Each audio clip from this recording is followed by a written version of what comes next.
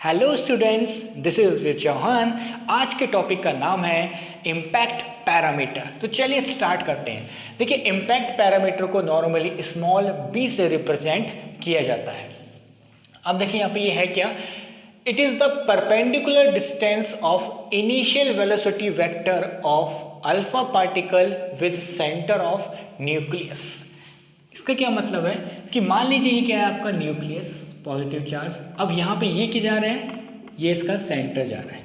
और क्या हो रहा है, हम क्या कर रहे हैं, अल्फा पार्टिकल्स इसकी तरफ मूव कर रहे थे। तो ये आ रहा है आपका अल्फा पार्टिकल। जब स्टार्टिंग में जो अल्फा पार्टिकल की वेलोसिटी थी v, उसको कहा गया है initial velocity of alpha particle. और इम्पैक्ट पैरामीटर क्या है, इम्पैक्ट पैरामीटर क्या है, यहाँ पर जो इसका सेंटर है, इसका न्यूक्लियस का जो सेंटर है, इसके सेंटर से और इस जो वेलोसिटी, जो इनिशियल वेलोसिटी, इसका परपेंडिकुलर डिस्टेंस अगर लिया जाए तो वो डिस्टेंस कहलाता है आपका इम्पैक्ट पैरामीटर। एक बार फिर से डेफिनेशन पढ़ लेते हैं। It is the perpendicular distance. देखिए यहाँ पे क्या है, ये क्या है, परपेंडिकुलर डिस्टेंस।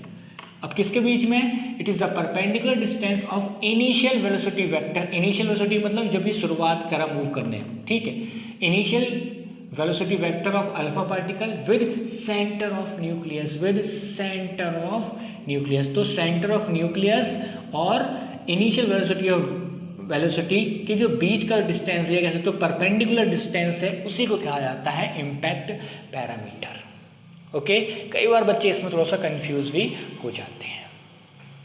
ठीक, अब यहाँ पे कुछ चीजें आती हैं क्वेश्चन में, जैसे कि अगर इफ b की वैल्यू 0 है तो इसका क्या मतलब है। अगर b की वैल्यू 0 है तो इसका क्या मतलब है। यहाँ पर देखिए, अगर b की वैल्यू 0 हो जाएगी, मान लीजिए b की वैल्यू 0 का मतलब यहाँ पे क्या है कि ये जो लाइन आ रही है, जो है परपेंडिकुलर डिस्टेंस क्या होता जा रहा है, 0। मतलब परपेंडिकुलर डिस्टेंस यहाँ पे कम होता गया, कम होता गया। और यहाँ पे ये लाइन जो आ रही है, अगर ये इसके ऊपर, सेंटर के ऊपर लाई कर गई, तो उस केस में b की वैल्यू क्या हो जाएगी, 0।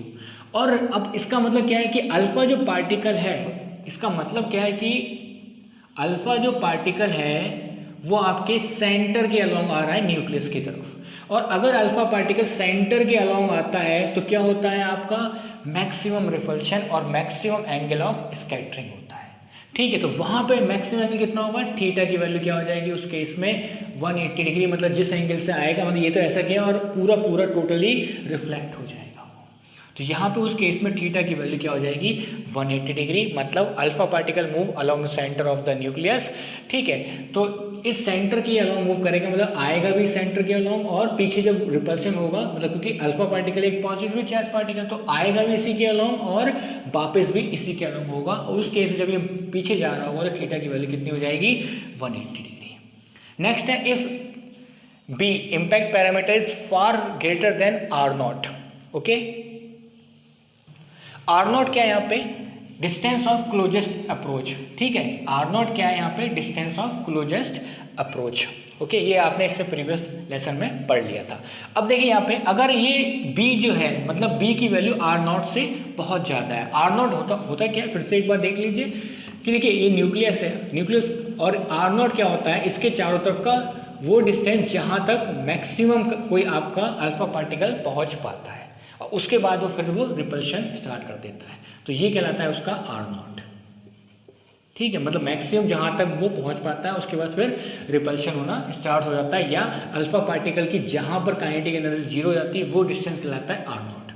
अब अगर ये b की वैल्यू आर नॉट से ज़्यादा हो गई, मान लीजिए b की जो वैल्यू है इस आर नॉट से ज़्यादा हो गई, इसका मतलब क्या है कि अगर ये वैल्यू ज़्यादा होगी तो इसका मतलब जो ये न्यूक्लियस है वो इससे काफ़ी दूर से जा रहा है। इसका मतलब क्या है, यहाँ पे देखिए ये हो गया सेंटर, और हम क्या मान रहे हैं, ये। अब ये देखिए यहाँ से यहाँ तक का डिस्टेंस ये हो गया है इम्पैक्ट पैरामीटर, और ये इसकी वैल्यू क्या आ रही है, बहुत ज़्यादा। ठीक है, आर नॉट से बहुत ज़्यादा। तो मतलब ये, अगर ये न्यूक्लियस से अल्फा पार्टिकल बहुत दूर से जा रहा होगा तो क्या ये डिफ्लेक्ट करेगा, तो ये कोई भी डिफ्लेक्शन यहाँ पर नहीं देखा जाएगा, ये सीधा निकल जाएगा, ये बिल्कुल सीधा निकल जाएगा। उस केस में थीटा की वैल्यू हो जाएगी 0 and no deflection takes place here. Alpha particle move, या ऐसे कह सकते हो, when alpha particle move far away from a nucleus, so no deflection takes place. Okay, तो मुझे लगता है आपको ये टॉपिक समझ में आ गया होगा। अगर कोई डाउट है तो बिंदास होके कमेंट बॉक्स में कमेंट कीजिए, मैं उसका आंसर श्योरली दूंगा ही दूंगा। ठीक है, और वीडियो अच्छा लगा तो लाइक एंड सब्सक्राइब करना ना भूलें। Thank you very much.